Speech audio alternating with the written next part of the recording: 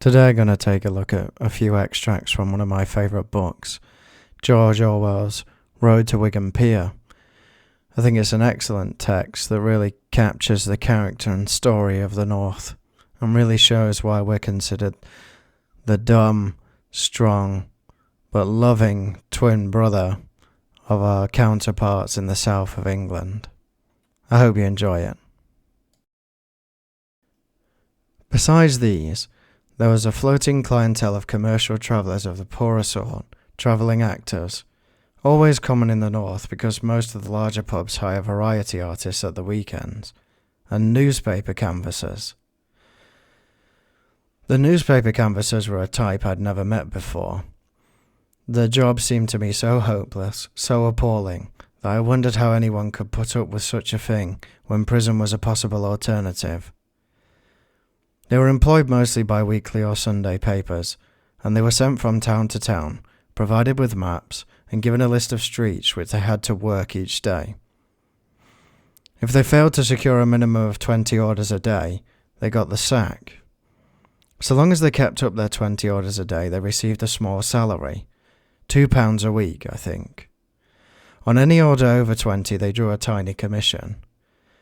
The thing is not so impossible as it sounds, because in working-class districts, every family takes a twopenny weekly paper and changes it every few weeks, but I doubt whether anyone keeps a job of that kind long.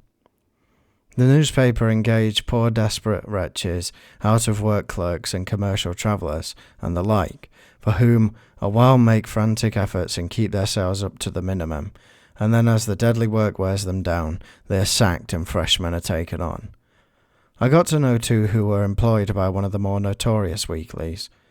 Both of them were middle-aged men with families to support, and one of them was a grandfather. They were on their feet 10 hours a week, working their appointed streets, and then busy late into the night filling in blank forms for some swindle their paper was running. One of those schemes by which you are given a set of crockery if you take out a 6-week subscription and send a 2-shilling postal order as well. The fat one, the grandfather, used to fall asleep with his head in a pile of forms. Neither of them could afford the £1 a week which the Brookers charged for the full board. They used to pay a small sum for their beds and make shamefaced meals in a corner of the kitchen of bacon and bread and margarine which they stored in their suitcases. On the day where there was a full chamber pot under the breakfast table, I decided to leave. The place was beginning to depress me. It was not only the dirt, the smells and the vile food, but the feeling of stagnant, meaningless decay, of having got down into some subterranean place where people go creeping round and around, just like black beetles, in an endless muddle of sloven jobs and mean grievances. The most dreadful thing about people like the Brookers is the way they say the same things over and over again.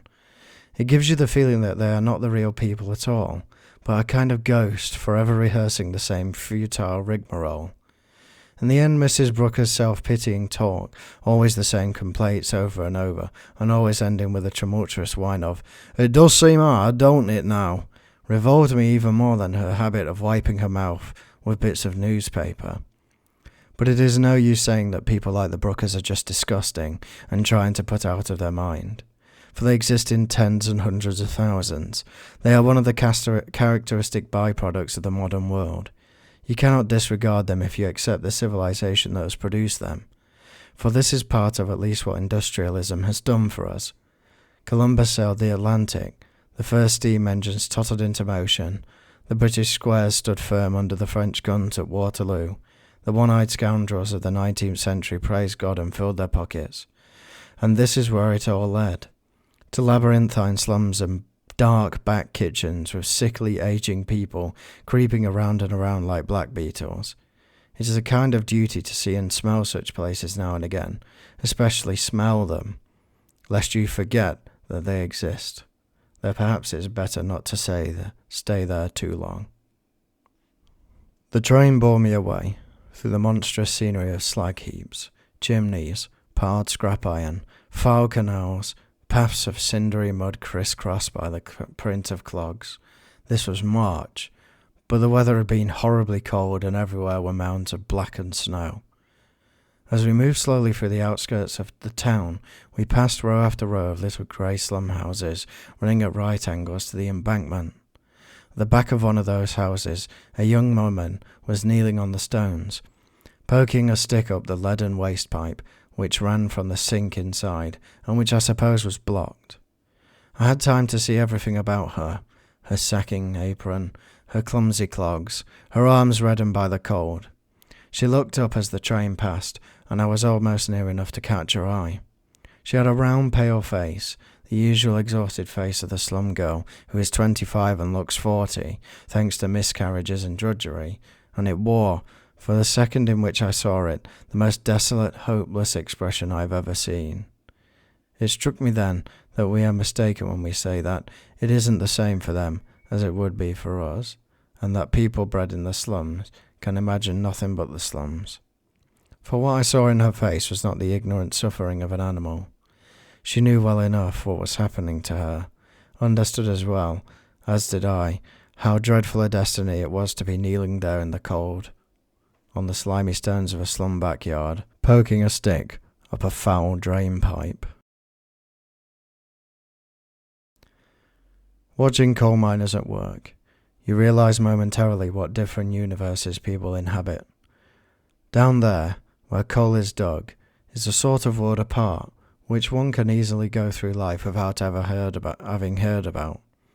Probably majority of people would even prefer not to hear about it.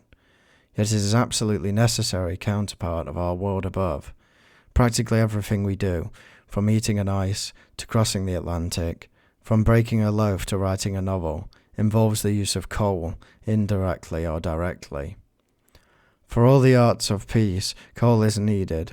If war breaks out, it is needed all the more. In time of revolution, the miner must go on working, or the revolution must stop. For revolution is as much need of coal as reaction needs coal. Whatever may be happening on the surface, the hacking and shoveling has got to continue without a pause, or at any rate, without pausing for more than a few weeks at most, in order that Moustache Man may march the goose step, that the Pope may denounce Bolshevism, that the cricket crowds may assemble at the Lords, that the poets may scratch one another's backs. Coal has got to be forthcoming. But on the whole, we are not aware of it. We all know that we must have coal, but we seldom or never remember what coal getting involves. Here I am sitting writing in front of my comfortable coal fire. It is April and I still need a fire. Once a fortnight the coal cart drives up to the door, and men in leather jerkins carry the coal indoors in stout sacks smelling of tar, and shoot it clanking into the coal hole under the stairs. It is only very rarely, when I make a definite mental effort, that I connect this coal with the far-off labour in the mines. It is just coal, something that I have got to have, black stuff that arrives mysteriously from nowhere, and in particular, like manna, except you have to pay for it. You could quite easily drive a car right across the north of England and never once remember that hundreds of feet below the road you are on the miners that are hacking at the coal. Yet in a sense, it is the miners who are driving your car forward. Their lamplit world down there is as necessary to the daylit world above as the root is to the flower. When the miner comes up from the pit, his face is so pale that it is even noticeable through the mask of coal dust. This is due to the foul air that he has been breathing and will wear off presently. To a southerner, new to the mining districts, the spectacle of a shift of several hundred miners streaming out of the pit is strange and slightly sinister. Then exhausted faces, with the grime clinging in all the hollows, have a fierce wild look. At other times, when their faces are clean, there is not much to distinguish them from the rest of the population. They have a very upright, square-shouldered walk, a reaction from the constant bending underground, but most of them are shortish men, and their ill-fitting clothes hide the splendour of their bodies. Most definitively distinct about them is the blue scars on their nose. Every miner has blue scars on his nose and forehead, and will carry them to his death. The coal dust of which the air underground is full enters every cut, and then the skin grows over it and forms a blue stain like tattooing, which in fact it is. Some of the older men have their foreheads veined like Roquefort cheeses from this cause. I picked out a few of these verses because I think they were very poignant. They really describe the core of the northern characteristic in the people that live here. Even in all this disgust, this industrial dread and the blackness of coal-driven England, these miners were still hardy. The people well aware of their misery, but they were still capable of loving strangers and welcoming them into their homes. That's all for today. Ta-ta for now. 再见.